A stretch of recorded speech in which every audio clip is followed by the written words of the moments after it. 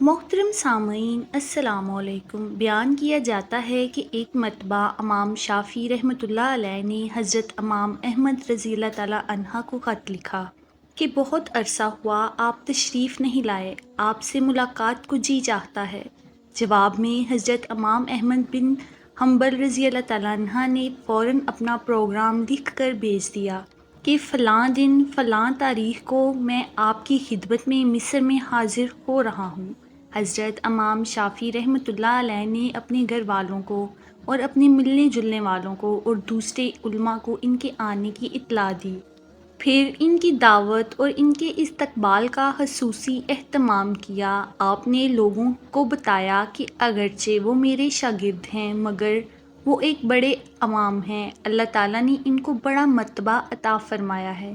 چنانچہ جس دن ان کو پہنچنا تھا اس دن امام شافعی رحمۃ اللہ علیہ اپنے شاگردوں اور دوسرے علماء کو لے کر ان کے استقبال کے لیے شہر سے باہر تشریف لے گئے۔ اس وقت مصر کے جو بادشاہ تھے وہ بھی حضرت امام شافعی رحمۃ اللہ علیہ کے معتقد تھے۔ وہ امام شافعی کے ساتھ استقبال کے لیے چلے آئے۔ پھر یوں ہوا کہ حضرت امام احمد بن حنبل وقت مقرر پر پہنچ گئے۔ حضرت امام شافعی رحمۃ اللہ علیہ نے ان کا بڑا شاندار استقبال کیا اور پھر عزت و احترام کے ساتھ ان کو لے کر گھر پہنچ گئے اور ان کے لیے بہترین کھانے کا انتظام کیا۔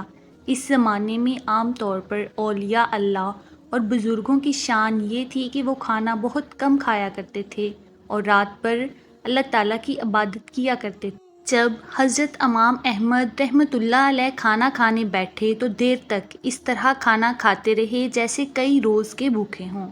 باقی لوگ کھانا کھا کر اٹھ گئے مگر وہ کھاتے رہے۔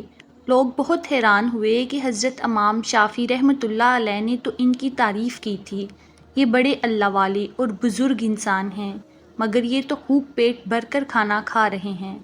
لوگوں میں اور گھر والوں میں اس کے بارے میں چہم گوئیاں ہونے لگیں لیکن کوئی کچھ نہ بولا۔ پھر جس کمرے میں حضرت امام احمد بن حنبل رضی اللہ تعالیٰ عنہ کے لیے رات کے وقت آرام کرنے کا انتظام کیا گیا تھا، اس کمرے میں حضرت امام شافعی رحمۃ اللہ علیہ کی بچیوں نے ایک مصلی بچھا دیا، مسواک رکھ دی، استنجے کے لیے ڈھیلے اور پانی رکھ دیا اور وضو کے لیے لوٹا بھی لا کر رکھ دیا تاکہ جب وہ رات کو تہجد کے لیے اٹھیں تو انہیں کسی قسم کی پریشانی نہ ہو۔ اور اس زمانے میں رات کو تہجد کے لیے اٹھنا ایک عام معمول تھا۔ اللہ تعالیٰ بجائے کہ آج ہمارے زمانے میں یہ افسوسناک ماحول ہو گیا ہے کہ صبح 8 بجے 9 بجے اٹھنا ہمارے عام معمول بن چکا ہے اور کئی لوگ تو اس سے بھی تاخیر سے اٹھتے ہیں۔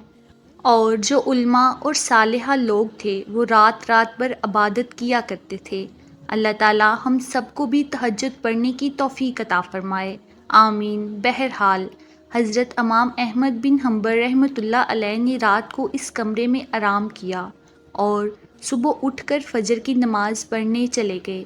جیسے ہی وہ نماز کے لیے نکلے تو حضرت امام شافعی رحمۃ اللہ علیہ کی بچیاں اس کمرے میں آ گئیں تو وہاں کیا دیکھتی ہیں کہ پانی کا لوٹا ویسے کا ویسا پانی سے بھرا ہوا ہے، نہ مسواک استعمال ہوئی، نہ ڈیلے استعمال ہوئے اور نہ وضو کے لیے پانی استعمال ہوا، سب کچھ جیسا تھا ویسے کا ویسا ہی رکھا تھا۔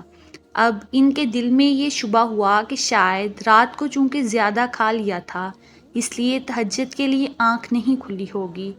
جبکہ فجر کی نماز پڑھ کر حضرت امام احمد بن حنبل رحمۃ اللہ علیہ تشریف لائے تو گھر والوں نے حضرت امام شافعی رحمۃ اللہ علیہ سے کہا، آپ نے فرمایا تھا وہ تو بہت بڑے اللہ والے ہیں اور بہت بڑے بزرگ ہیں، مگر رات کو انہوں نے کھانا بھی خوب کھایا۔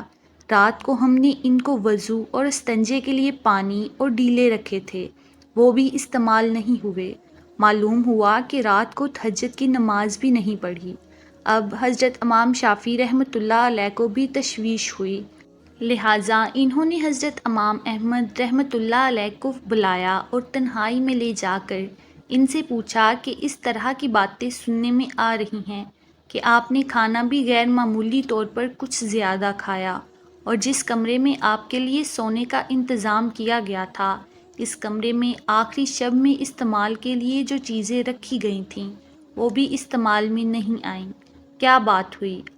آپ پہلے تو ایسے نہیں تھے، کیا یہاں سے جانے کے بعد آپ کے مزاج میں کچھ تبدیلی آ گئی ہے؟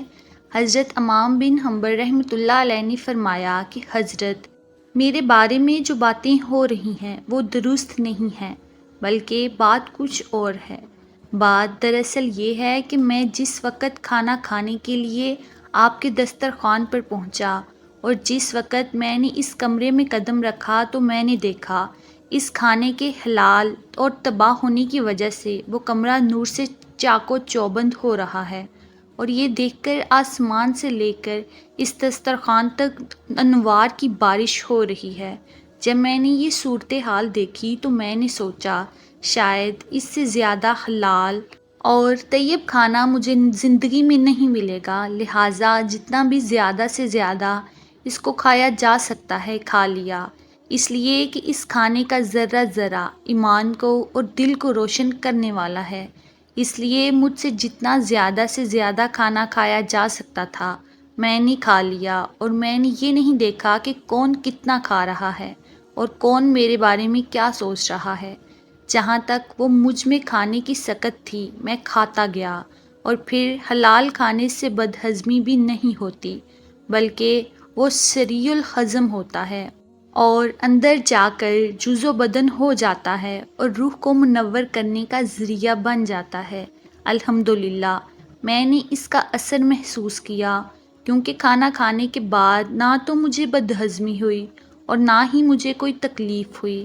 پھر کھانا کھانے کے بعد عشاء کی نماز سے فارغ ہو کر جب میں اس کمرے میں پہنچا جہاں آپ نے میرے لیے آرام کا انتظام کیا تھا، وہاں جا کر تو میری حالت ہی بدلی ہوئی تھی، اور سونے کو، آرام کرنے کو میری طبیعت چاہ ہی نہیں رہی تھی۔ اگرچہ میں سفر کر کے آیا تھا، مگر اس کھانے میں اتنی غذائیت اور توانائی تھی کہ میری تکان بھی ختم ہو گئی تھی اور سستی بھی جاتی رہی، اور جب میں سونے کے لیے لیٹا تو مجھے نیند نہ آئی، لہٰذا میں لیٹا رہا اور لیٹے لیٹے قرآن و حدیث میں غور کرتا رہا، حتیٰ کہ پوری رات غور و فکر کرتے ہوئے گزر گئی، اور اسی رات میں نے قرآن و حدیث سے 100 مسائل کا حل تلاش کر لیا، اور وہ مسائل ایسے تھے جو اس سے پہلے کبھی میرے ذہن میں نہ آئے ہوں اور نہ ان کی طرف میرا کبھی خیال گیا ہو، لیکن جب آج کی رات میں نے غور کیا تو مجھے ایسا محسوس ہوا کہ قرآن و حدیث کے علوم اور اثرات میرے سامنے کھلے ہوئے ہیں۔ تمام مسائل کی تفصیل اور جوابات میرے ذہن میں آتے چلے جا رہے تھے، اور صبح تک میں مسائل کا حل جانچتا رہا۔ اسی حالت میں صبح ہو گئی۔ یہ سب آپ کے کھانے کا اثر تھا جو رات میں نے محسوس کیا، اسی لیے تہجد کے وقت نہ لوٹا استعمال کرنے کی ضرورت پیش آئی، نہ مسواک کرنے کی ضرورت پیش آئی، اور وہی عشاء کا وضو میرے لیے فجر میں کام آیا۔ یہ سن کر حضرت امام شافعی رحمۃ اللہ علیہ پھر اپنے گھر والوں کو حقیقت حال بتائی۔ جو لوگ ان کے بارے میں غلط قسم کی باتیں کر رہے تھے، ان سے کہا تم نے ان کی شان میں گستاخی کی ہے، لہٰذا ان سے معافی مانگو۔ امید ہے آپ کو آج کی ویڈیو پسند آئی ہوگی۔ مزید ایسی اسلامی اور معلوماتی ویڈیوز دیکھنے کے لیے میرے چینل کو سبسکرائب کریں۔ شکریہ۔